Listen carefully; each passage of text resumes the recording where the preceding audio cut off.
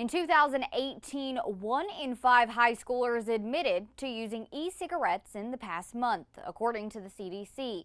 Now, school administrators are interfering. They're trying to combat the vaping epidemic by using new ideas to keep e-cigarettes off campus.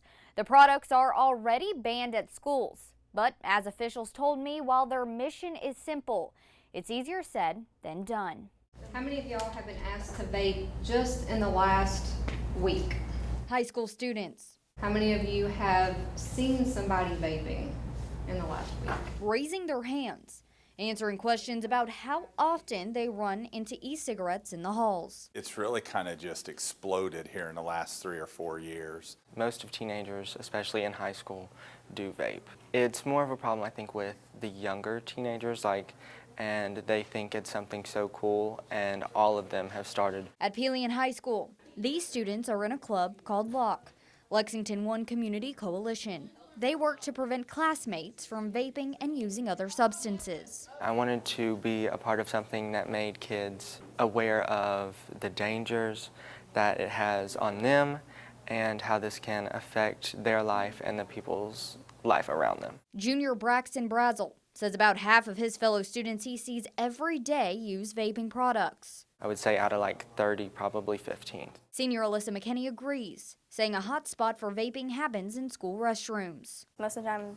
I go to the bathroom and there's always a couple people walking out of one stall and you're like, okay, well, I know what you're doing, but it's pretty much in the bathroom. Where do most people vape at school? The bathrooms. Administration and school resource officers say vaping activity is getting harder to catch, but not because students are cutting back. They instead are finding clever ways to hide it. 2 years ago, you could walk into a restroom in a high school and there'd be several students standing around, passing one around. You don't see that anymore. Now they're in stalls or they'll go outside the building and step back in. There are kids that we have interviewed that will walk into a bathroom, they'll take 2 hits off of a vape and they won't exhale. They'll just keep it down and they'll walk right back out of the bathroom and you never know they were in there vaping. School resource officer John Reed is in his 7th year at Lexington High. Over the years, he says vaping among students is on the rise. It's an epidemic across the country. You can buy smartwatches that are actually vaping devices. You can buy hoodies that have straps and you can actually take the straps and that's a vaping device. So there's all kind of wearable stuff now. The now face of teen vaping, Luca Kynard, travels around the country. He shares his story of recovery with students. It became my identity. At 14, Luca vaped for the first time and says he quickly got addicted until I had a seizure in 2018. They couldn't rule it in, that it was because of vaping. They couldn't rule it out because there wasn't any research at the time. We definitely believed that it was linked to vaping. Now he hopes others will choose not to vape.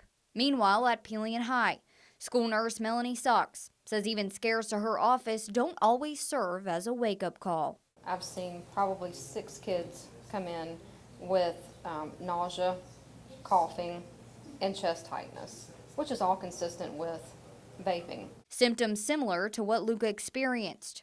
For Luca's mom, she hopes teens sharing their stories is a warning to all parents. Even if it's not your kids doing it, it's your neighbor's kids, your brothers or sisters' kids, it's someone you know. Experts say exposing the adolescent brain to nicotine can disrupt attention, learning, and memory. State health officials say kids are more at risk for the harmful effects of e-cigarette use because the brain continues to develop until about the age of 25.